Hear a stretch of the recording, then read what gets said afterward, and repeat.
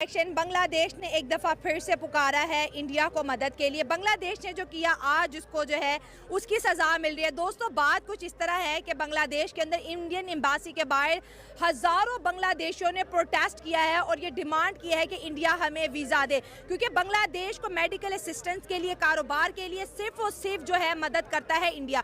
और आज इंडिया ने बांग्लादेश पे वीज़ाज बंद कर दिए हैं। एम्बासी के अंदर जो है इंडियन स्टाफ मौजूद नहीं है। बांग्लादेश तड़प रहा है, इंडिया के कदमों में बैठ गया वीजा। अब सब बंद। इंडिया ने साफ साफ कह दिया कि ये कोई वीजा आपका जन्मसिद्ध अधिकार नहीं है। जितना भी इंडिया का वीजा एप्लीकेशन सेंटर है, फिर ढाका में हो या कॉन्सुलेट चिटागोंग, राजशाही, खुलना, सिलेट, इन सब इलाकों में हो, सभी में साफ साफ नोटिस दे दिया गया कि सब टेम्पररी क्लोज हो जा रहा है। इंडिया का वीजा एप्लीकेशन सेंटर है सतखीरा डिस्ट्रिक्ट बांग्लादेश में। वहां पे मंडे को यानी 26 अगस्त को हल्ला हो गया भैया, बहुत तगड़ा। बात यह है कि लोगों ने बहुत लंबी लाइन लगाई थी वीजा सेंटर के आगे। इंडिया जो करे 100 खून माफ है इंडिया को। रशिया से तेल लेता है तो ले, रशिया से असला लेता है तो ले, हमारा सबसे बड़ा दुश्मन है रशिया, लेकिन लेता है तो ले, लेकिन पाकिस्तान हिले ना, खबरदार। ये उनके अल्फाज। दोस्तों बांग्लादेश के युवाओं की बहुत बड़ी दुविधा है। वो बुरे शब्द भी भारत के लिए कहना चाहते हैं, एंटी इंडिया स्लोगन्स भी लगाते हैं, लेकिन बड़ी तादाद में इनको आना भी भारत ही होता है। मकासद के लिए आप किसी भी कौम या मजहब को आप उसके आड़े लेके आए और अपने मकासद हासिल करें। बांग्लादेश को भुगतनी पड़ेगी जो उन्होंने इंडिया के साथ बिगाड़ी है। आप भुगतना तो बड़ा छोटा सा अल्फाज है, बेड़ा गर्क इन्होंने अपना कर लिए है। बेड़ा जैसे हमने ट्रेड कैंसिल करके बेड़ा गर्क किया था, फिर वही 50 वाले टमाटर हमने 500 के लिए थे। देखें वो ट्रेड वो हमारा नहीं है सीन, वो आप वो हमारा नहीं है मसला। वो देखें वो किसी और मुल्क में बैठा, किसी और मुल्क का था, हमारे मुल्क का नहीं था, वो रह रहा था। जैसे हसीना वाजिद गई है वहाँ, वो बंगालियों की आज भी है, वो कल भी है, जब मरेगी भी हसीना वाजिद तो यही होगा बांग्लादेश की है। हर महाज पर जो जैसे मैंने कहा इंटरनल और एक्सटर्नल जो है इस वक्त कंप्लीट फेलियर नज़र आ रहा है, जिसमें कोई भी चीज़ जो है उसमें एक के बाद एक नाकामी आपको का मुंह देखना पड़ा है। आपको बहादुरी और बेवकूफ़ी में ज़मीन आसमान का फ़र्क था। अच्छा। बेवकूफ़ी कर ली बांग्लादेश वालों ने, हाँ। ठीक है, 15 दिन में इनकी हवा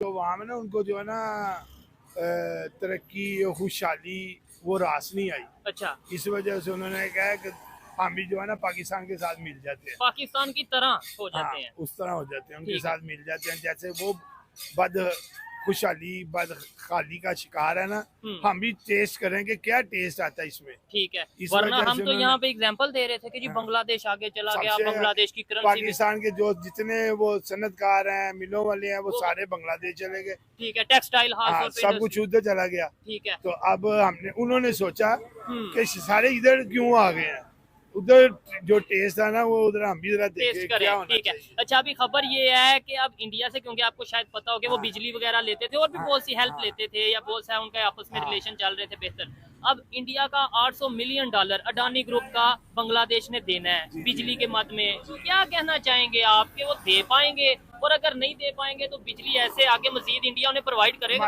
हमारी गवर्नमेंट के पास पैसे नहीं है, आवाम के पास बहुत नहीं, पैसे। बांग्लादेश की बात कर रहा हूँ। वो बांग्लादेश वाले क्या करेंगे, वो इंशाल्लाह ताला हमारी तरह वो भी चितर ही खाएंगे। अब छितर खाएंगे। हाँ, वो उनको पढ़ने हैं, उन्होंने काम ही ऐसा किया कि नहीं। उधर तो लोग कह रहे हैं इनकलाब आ गया है, उधर तो पाकिस्तान में जश्न मनाया जा रहा है। लो जी, बांग्लादेश में लो स्टूडेंट्स ने चेंज ले आए हैं। शेख हसीना जो उनसी है वो जुल्म कर रही थी, और पाकिस्तान वो इमरान खान ने सारा दिमाग खराब किया ना उनका भी। शेख हसीना वैसे कैसी आपके ख्याल से लीडर थी? मेरे ख्याल से जो मुल्क को तरक्की की तरफ लेके जा रहा है वो अच्छा ही होता है। ठीक है, यहाँ पे देखे ना, अब इमरान खान आया, 3 साल गवर्नमेंट की है, वो उसके बाद उसका रिजल्ट देख लें, क्या पूरी दुनिया उसके साथ है कि इमरान खान जो है ना मुल्क की तरक्की के लिए आया है। ठीक है, तो वो तरक्की वाला बंदा जो अंदर है और जिनको हमने चोर के नाले लगाए वो लीडर है हमारे। ठीक हो गया। तो अब देख रहे हैं हम कौन सा कानून चल रहा है। ये बिजली की कीमतें कम होंगी पाकिस्तान में, और कैसे होंगी? डैम बनने से होंगी या हमारे गवर्नमेंट अच्छी होगी तो होंगी? ये असल में हमारी गवर्नमेंट में जो वजीर है ना, ठीक है, वो ग्रेजुएट हैं, वो तलीम याफ्ता है, बहुत पढ़े लिखे हैं। ठीक है, यानी इतने पढ़े लिखे हैं उनको खुद भूल गया हमने क्या पढ़ा है। अच्छा, हाँ, उनको खुद इतने भूल पढ़े गया। लिखे हमारे पॉलिटिशियन के, उन्हें पता ही नहीं कि कितने हमारे पढ़े। पाकिस्तान में आप यहाँ पे एक रेडी वाले को पकड़े, ठीक है, वो बिजली की इतनी अच्छी आपको जो है ना वो बताएगा कि यहाँ से बिजली पैदा हो सकती है, ठीक है, यहाँ से ये हो सकता है, उसको पता है रेडी वाले को। और जो हमारे हुक्मरान है, इतने बड़े लीडर हैं, वो इतने पढ़े लिखे हैं कि उनको पता ही नहीं कि हमको क्या करना चाहिए। ये 9 रुपए का यूनिट लेके हमें 70 रुपए का देते हैं वापस। ठीक है। और लोग पागल हो गए हैं, 30-30 लाख रुपए का वो ऊपर लोग आगे सोलर। बहादुरी और बेवकूफ़ी में ज़मीन आसमान का फ़र्क था। अच्छा। बेवकूफ़ी कर ली बांग्लादेश वालों ने। हाँ। ठीक है, 15 दिन में इनकी हवा वो हो गई इनकी। हाँ। देखें, उन्होंने एहतजाज किया था, उनको करना चाहिए था कि अपने मुल्क की हद तक रखें। वो किसी की भी एम्बेसी, किसी मुल्क भी एम्बेसी में जाके उनको ये हरकत नहीं करनी चाहिए थी। हाँ। पहले तो उन्होंने बहुत बेवकूफ़ी दिखाई, इंडिया वालों से उन्होंने पंगा ले लिया। ठीक है, वो अपने मुल्क में जैसे एहतजाज कर रहे थे, वो जो भी था उनका वो राइट था, वो कर रहे थे। इंडिया को इन्वॉल्व नहीं करना चाहिए, इंडिया को नहीं, किसी मुल्क को भी इन्वॉल्व नहीं करना चाहिए था। ये मैं जस्ट पर्सन इंडिया की नहीं बात कर रहा, किसी मुल्क की भी एम्बेसी के साथ आपको ताल्लुक नहीं बिगाड़ने चाहिए, क्योंकि ये बिल्कुल एक गरीब सा मुल्क है। कोई इतना तगड़ा मुल्क नहीं है कि किसी भी मुल्क को कहेगा ठीक है। इनके देखें, इनका सबसे प्रॉब्लम क्या है, इनका सेहत का निज़ाम ही नहीं है बांग्लादेश तो में। वो अगर आप इंडिया के साथ पंगा लेंगे, आपकी इंडिया के आप जा रहे हैं, आपकी 80% जो इलाज की सहूलत है वो इंडिया के पास है। अब आपने इंडिया से बिगाड़ ली, या तो अपने लोगों को मार दो आप, या इंडिया के पाँव पकड़ लो आप। ठीक है, क्योंकि पाकिस्तान आप आ नहीं सकते। आएंगे तो इंडिया के थ्रू आएंगे। जब इंडिया ने नहीं आपको आने दिया, पाकिस्तान में कैसे? म्यांमार के साथ आपकी ऑलरेडी नहीं बनती, पहले से है। पाकिस्तान हिंदुस्तान वाला सिस्टम है आपका। तो मेरा ख्याल है इनको माफ़ी मांग लेनी चाहिए सीधा, स्ट्रेट अवे। और इनके इदारों ने ये काम करवा लिया, और अब वो भी सर पकड़ रहे होंगे, भाई हमने करवा क्या लिया। इनकी जो भी खाने पीने की चीजें वो भी इंडिया से आती हैं, सारा कारोबार इंडिया से है। ओवरऑल इनका ये जो इनके बारूद असला वगैरह आर्मी का आता है वो भी वहीं से आता है। इनकी बाइक्स, इनकी गाड़ी, इनके पास खुद का है क्या? इंडिया देता है, मेडिकल वीजा भी, मेडिकल वीजा और बहुत सारी सहूलत। और देखिए यही इंडिया दे रहा है इनको, मतलब जीने के लिए सारी चीजें तो इंडिया से मिल रही ना इनको। पहले इन्होंने पाकिस्तान को छोड़ा इंडिया के साथ मिलके, अब इंडिया को छोड़ रहे हैं। क्या म्यांमार के साथ मिलना? वो तो खुद रुल रहा है भाई, आप किसका सहारा ले रहे हैं? और हिंदुओं पे जिस तरह इन्होंने अटैक किए, फिर मोदी साहब ने कहा कि हिंदुओं पे अटैक करना बंद करें। मतलब कि इतना एंटी इंडिया हो गए थे कि खुद के बांग्लादेशी हिंदुओं को मार रहे थे। देखिए वो इस तरह कर लिया ना उन्होंने, अब वो पछताएंगे। वो एक जज्बे में आगे उन्होंने कर लिया, गलत कदम उठा लिया, अब वो पछताएंगे।